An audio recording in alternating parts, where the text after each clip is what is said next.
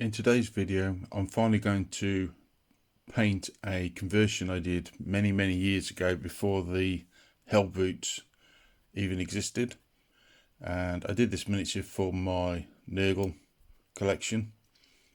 The tentacles are actually metal. That's how old this miniature is.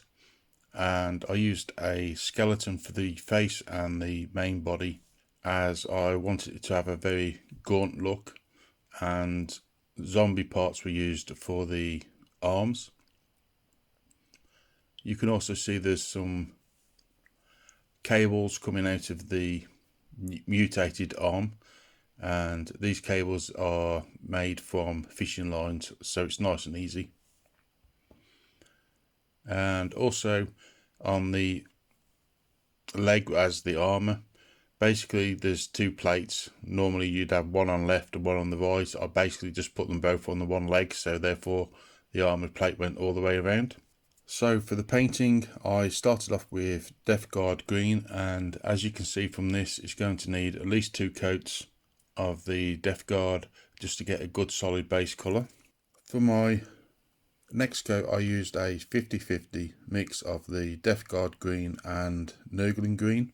And you don't have to worry too much about putting a second coat on with this one, but you do need this one intermediary coat.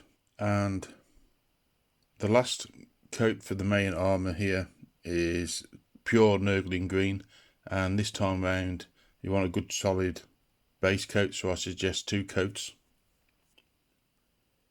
And to pick out the edges, I've used Bloat-drone to help to tone some of the brighter colours down, and also to help towards blending in between the different colours. I've thinned down some Death Guard green with 1 part of green and about 3 parts of Lamia medium. Like I said, this will help to blend the colours in. You'll notice I've gone for a rusty look for the metal areas. I'm not going to cover that in this video because I've done it in a separate video where I show different ways to paint rust, and I'll leave a link in the description for that. For the skin areas, initially I applied 2 coats of Nurgle green, and then afterwards I progressively added more and more Bloat-drone to the Nurgle green, just to add areas where I want it to be slightly lighter. And mostly I used the side of the brush therefore to leave the cracks in the skin with the darker tone.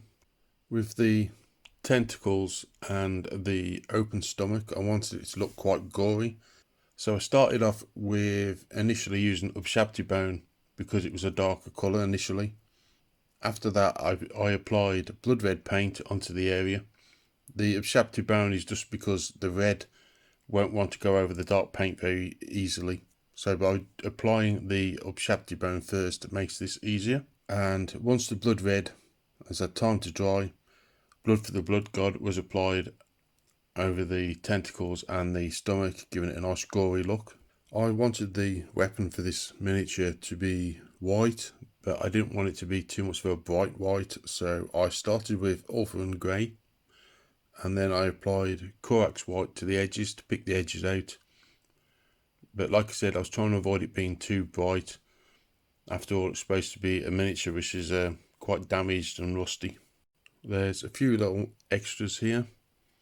I added some Lamia medium to some black weathering powder, and I put this onto the top of the exhaust on the back.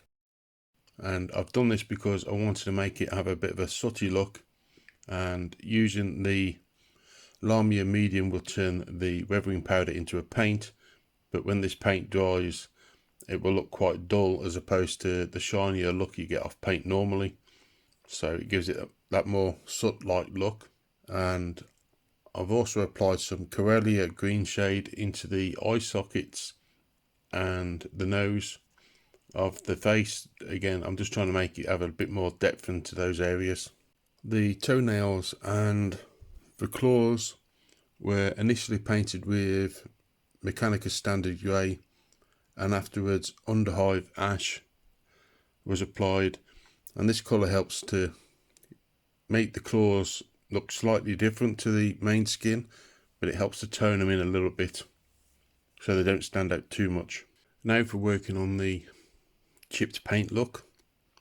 And this is done quite easily with a sponge. In fact, it looks more natural doing it with a sponge than it would to try and do it with a paintbrush. And all I'm doing is applying a very small amount of Rhinox hide onto the sponge and then dabbing it into place. However, you don't want to go too over the top, because I want to do a little bit of a water rust effect as well. And for this effect, all I'm doing is I'm thinning down the Rhinox hide with some water, and this helps to show how sometimes the paint hasn't actually chipped off, but because the rust is starting to come through the paint, and therefore it leaves these slightly watery marks. And now I'm applying some watery streaks down the miniature to show how, as water picks up bits of as water picks up bits of the rust and it dribbles down the parts of the armor. And to do this, I've just used Agrax Earthshade. There are a couple of lenses on this miniature, and to try and encourage that somewhat unhealthy look is why I've chose to do them in a yellow. So I've started off with Uriel yellow first and covered the entire lens with a couple of coats. Once this is dry, I've then applied the Agrax Earthshade onto the top part of the lens, and that then needs some time to dry. And then after that, Flash Gitz yellow was applied at the bottom part of the lens. White Scar, I had a small dot applied at the top of the lens, and then a gloss varnish was applied over the entire lens to finish it off. There's a small amount of cloth on the arm of the miniature, of which I started with Bugman Glow first, then I used Keslev Flesh for the edges, and lastly the cloth was covered with Weekland Flesh Shade. Remember to look at the finished miniature in the description to see the end result. If you like the video, remember to subscribe, click the notification bell, and also share the video with your friends.